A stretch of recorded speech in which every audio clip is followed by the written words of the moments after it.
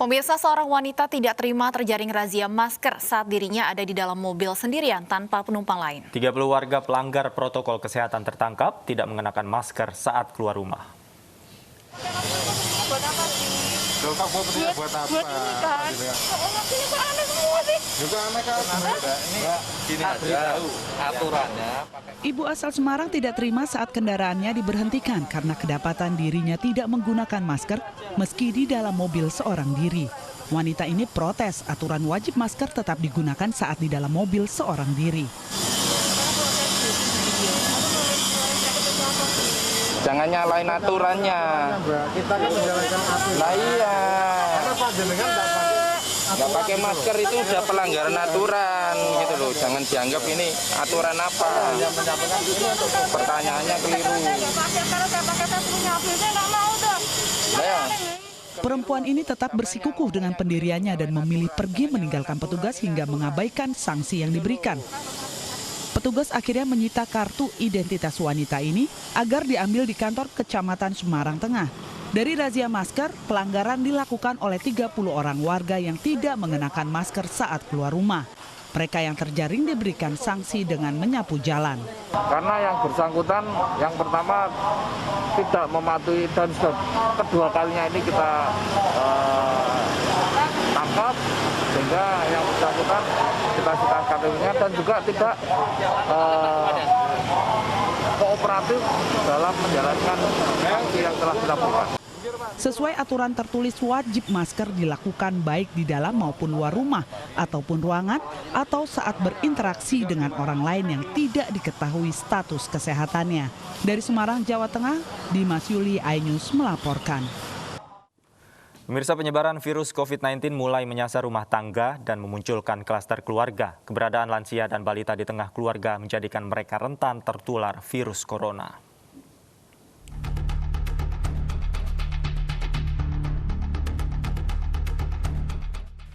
Penyebaran virus COVID-19 makin masif dan meluas. Jumlah pasien baru yang terpapar COVID-19 di seluruh Indonesia terus bertambah. Rumah sakit rujukan COVID-19 mulai kewalahan merawat pasien positif corona.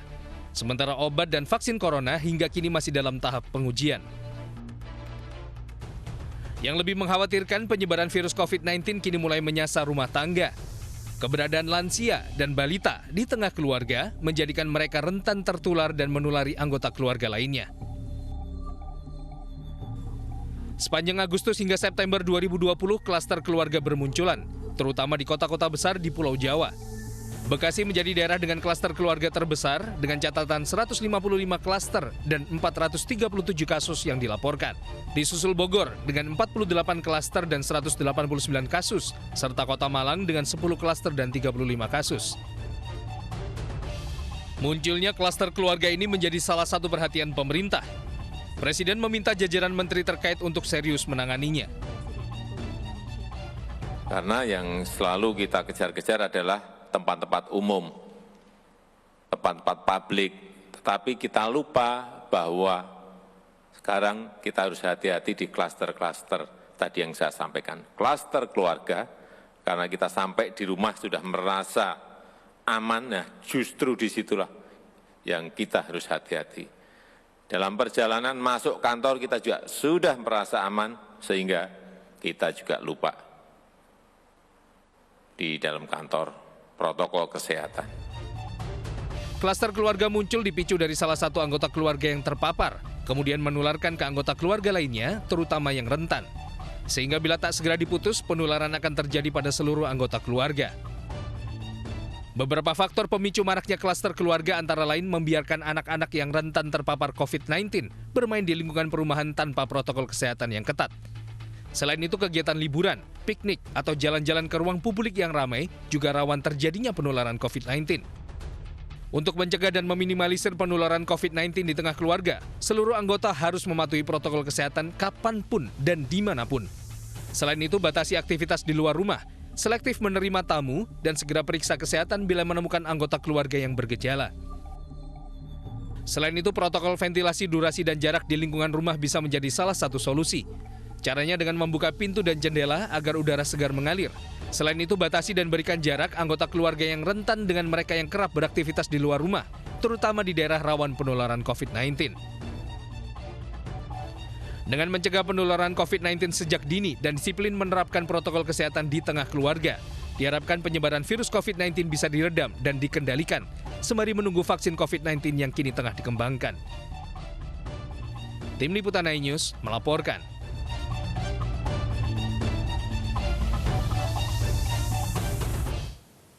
Pemirsa, 7 bulan sudah Indonesia berjibaku melawan pandemi COVID-19. Adaptasi kebiasaan baru menjadi satu-satunya cara untuk bertahan hidup di tengah pandemi. Lalu bagaimana kita bisa produktif namun juga bisa melindungi keluarga dari paparan virus? Kita sudah terhubung dengan Lestia Kairunisa, seorang ibu rumah tangga dengan 3 orang anak, dan juga ada dokter anak, Dr. Yogi Prawira. Selamat siang Ibu Lestia dan Dr. Yogi. Selamat siang. Baik, kami ke Ibu Lestia terlebih dahulu. Ibu Tia, Anda memiliki 3 orang anak dengan usia dari balita sampai usia SD. Kemudian suami Anda bekerja di zona merah. Apa yang selama ini Anda dan keluarga lakukan untuk mencegah penyebaran COVID-19 di dalam keluarga? Kita sih sudah menerapkan kebersihan ya, kebersihan paling utama gitu. Jadi kalau misalkan seandainya suami itu dari awal memang selalu bekerja sampai hari ini pun dia bekerja. Jadi kita tuh bikin aturan setiap kali kita keluar dari rumah, itu balik lagi ke rumah itu harus mandi dulu, terutama sebelum dia menyentuh apapun ya. Terus tas yang digunakan juga ditaruh di satu tempat dulu, kemudian disemprot, baru membersihkan diri, baju kotor juga di tempatnya khusus. Ya kalau sudah bersih baru boleh bermain gitu dengan orang-orang yang di rumah gitu, dengan anak-anak. Paling seperti itu aja sih yang kita terus terapkan setiap harinya, usaha kita untuk menjaga. Baik, bagaimana dengan anak-anak Ibu Lestia selama diterapkan kebiasaan baru? Apakah mereka sudah terbiasa, Bu? Alhamdulillah sih anaknya sudah mulai terbiasa. Jadi kalau misalkan mereka kadang bosan juga karena udah hampir 6 bulan ini di dalam rumah aja gitu ya. Mungkin yang ada paling main tuh keluar teras rumah di lingkungan masih halaman rumah. Tetapi saya di depan rumah itu saya selalu menyediakan hand sanitizer yang botol besar. Jadi kalau mereka mau main, mereka ingat sebelum masuk dulu atau apa dia harus sering cuci tangan pakai hand sanitizer. Kemudian kalau misalnya dari mana-mana sudah berkeringat, sudah beraktivitas, langsung mandi dulu. Jangan naik ke kasur atau kemana gitu. Pokoknya dia harus bersih dulu. Alhamdulillah mereka sih udah terbiasa dengan itu. Baik, saya ke Dr. Yogi. Dr. Yogi, apa yang harus diwaspadai keluarga yang memiliki anak-anak di tengah klaster keluarga yang trennya ini semakin meningkat? Baik ya, jadi memang klaster keluarga ini sangat mengkhawatirkan ya. Kenapa? Karena artinya ada kegagalan dari kita semua ya untuk menjaga jangan sampai virus ini masuk ke unit terkecil, yaitu keluarga gitu. Jadi, dan ingat di Indonesia ini kan banyak extended family ya, bukan cuma ada anak dengan orang tua, tapi juga ada lansia yang kita tahu itu adalah kelompok yang beresiko. Kalau terkena, data terakhir, kalau di atas 51 tahun itu terkena, maka resiko kematiannya meningkat sampai 4,3 kali lipat gitu. Jadi kita harus ingat, selama masih ada orang di dalam satu keluarga itu yang keluar masuk ya contohnya kan tadi ya suami Bu Lestia, saya sendiri pun dari awal pandemi sampai sekarang ya setiap hari keluar masuk dan bahkan saya bekerja di rumah sakit rujukan COVID misalnya. Tapi yang penting adalah kita berikhtiar, kita berusaha gitu. Jadi pada saat keluar pastikan si orang tadi itu jangan pernah melepas masker selama bersama dengan orang lain yang tidak tinggal serumah gitu. Jadi misalnya nih, saya kerja, kemudian kan ada waktunya saya harus makan. Nah, tempat-tempat seperti pantry, musola, itu juga beresiko. Kenapa? Karena pada saat kita makan, kita sholat, seringkali kita lepas masker bareng-bareng. Jangan-jangan ada yang bareng sama kita, orang tanpa gejala, kita tertular. Dan kita membawa virus itu masuk ke dalam rumah gitu.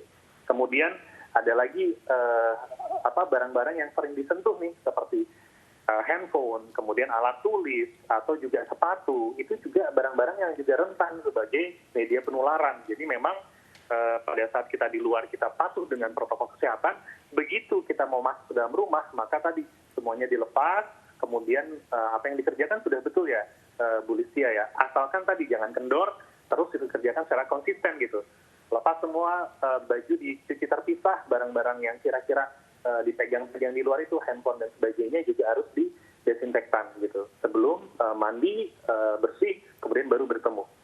Pun itu tidak menjamin ya. Jadi kalau misalnya di dalam rumah ternyata kita tinggal dengan orang-orang yang rentan nih, tinggal dengan orang tua, dengan mertua gitu misalnya, maka tadi ventilasi durasi jarak, upayakan rumah itu ventilasinya bagus ya, jendela dibuka sesering mungkin, jadi biar ada pertukaran udara. Kemudian durasi, kita tahu kontak erat resiko tinggi itu kalau jarak kurang dari 1 meter, lebih dari 15 menit. Jadi walaupun tinggal serumah, ya bukan yang sombong atau apa gitu ya, tapi ya sudah kita tahu kita beresiko, sementara orang yang kita sayangi ini juga dia beresiko kalau kena, berarti jangan lama-lama kalau bersama dengan orang tua tadi ya. Jangan lebih dari 15 menit, jangan jarak kurang dari 1 meter, kemudian upayakan di tempat yang ventilasinya bagus, seperti itu. Jadi lebih aman kalau kita yang berisiko itu menganggap diri kita sebagai orang tanpa gejala, justru untuk melindungi orang-orang terdekat kita.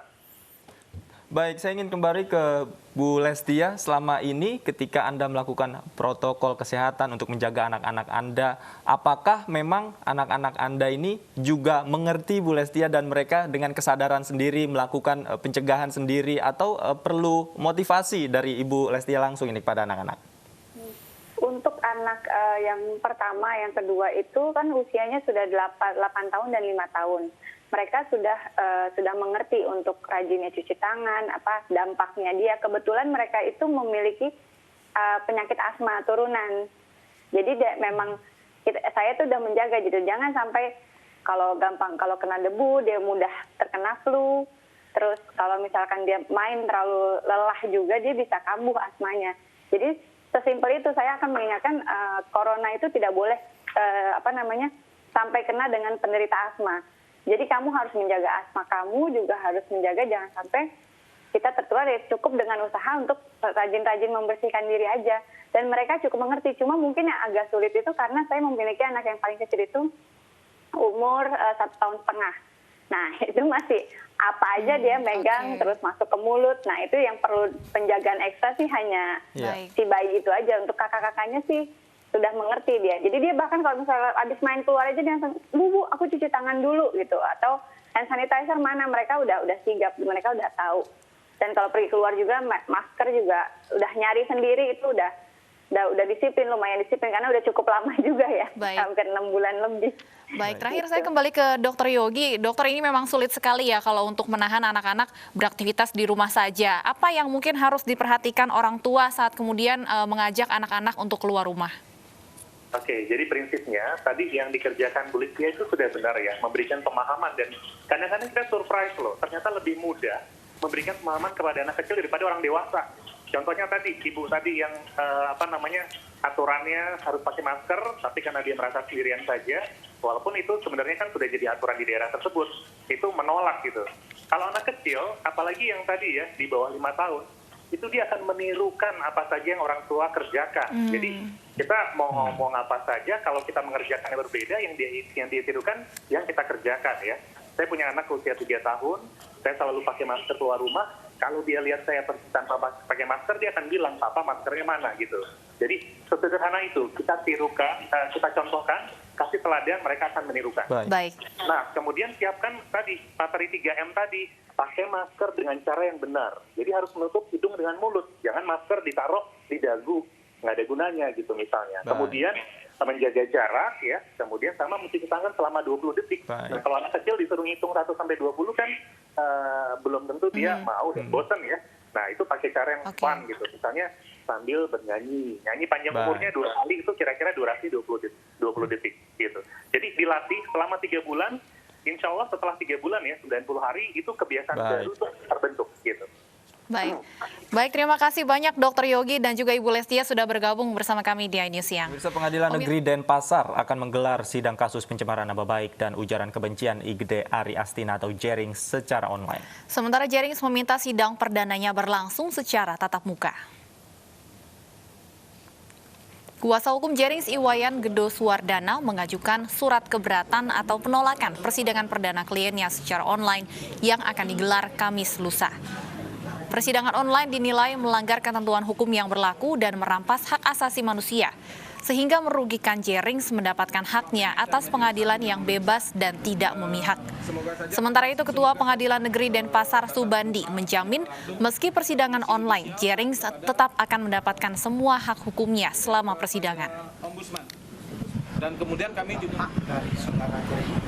Artinya PT MRT Jakarta mulai melakukan pembongkaran jembatan penyeberangan orang atau JPO halte Transjakarta Bank Indonesia di Jalan MH Tamrin, Jakarta Pusat untuk pekerjaan konstruksi fase 2 MRT Jakarta. Pembongkaran dilakukan secara bertahap, diawali dengan pembongkaran tangga JPO di sisi barat halte.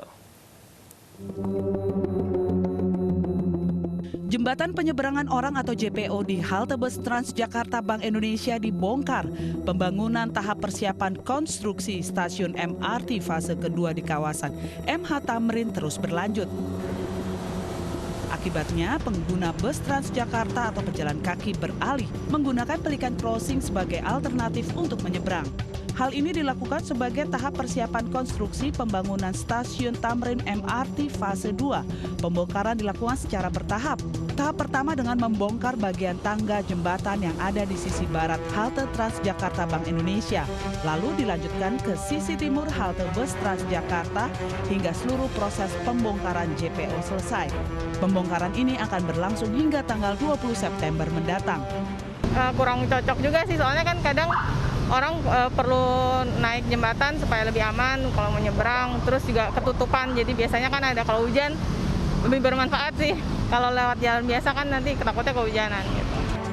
Senin malam kemarin, jembatan penyeberangan orang Bank Indonesia di kawasan MH Tamrin, Jakarta Pusat dibongkar. Fase pertama dari 5 fase pembangunan konstruksi stasiun Tamrin MRT fase 2 dilakukan dengan membongkar bagian badan jembatan yang ada di sisi barat halte Transjakarta Bank Indonesia. Dari Jakarta, Putri Melati, Zulkifli, Abdul Roshid, iNews melaporkan. Pemirsa, pilot tempur TNI Angkatan Udara mencegat pesawat asing yang masuk wilayah udara Indonesia tanpa izin. Pilot pesawat asing lalu diamankan dengan tetap mengedepankan protokol kesehatan. Dan pemirsa, informasi ini sekaligus menutup perjumpaan kita siang ini. Saya Stefani Patricia. Dan saya Davi Pratama bersama kerabat kerja yang bertugas pamit undur diri. Terima kasih atas kebersamaan Anda. Jaga kesehatan, jaga jarak, jangan lupa pakai masker dan sampai jumpa. Dua pesawat F-16 Fighting Falcon yang sedang melaksanakan operasi udara. Mendapat informasi pesawat asing masuk wilayah udara Indonesia tanpa izin, pilot tempur TNI Angkatan Udara langsung melakukan pencegatan.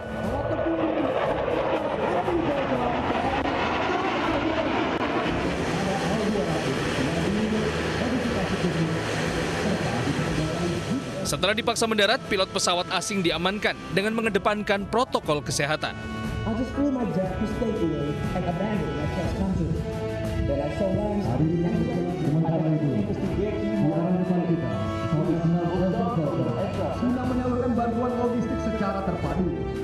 Tak hanya itu, sejumlah alutsista kebanggaan TNI Angkatan Udara dilibatkan dalam operasi penyelamatan warga dari bencana alam.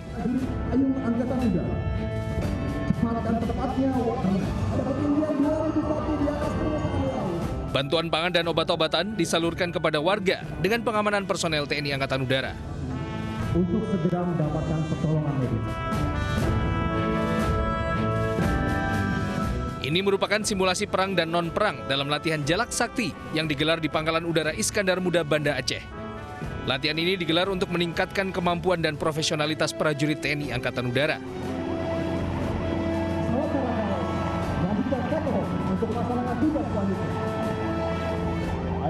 Tadi sudah kita lihat kemampuan-kemampuan prajurit kita, dan ke depan yang paling penting adalah sinergitas ya, TNI Polri dan segenap masyarakat dan stakeholder yang ada di Indonesia ini.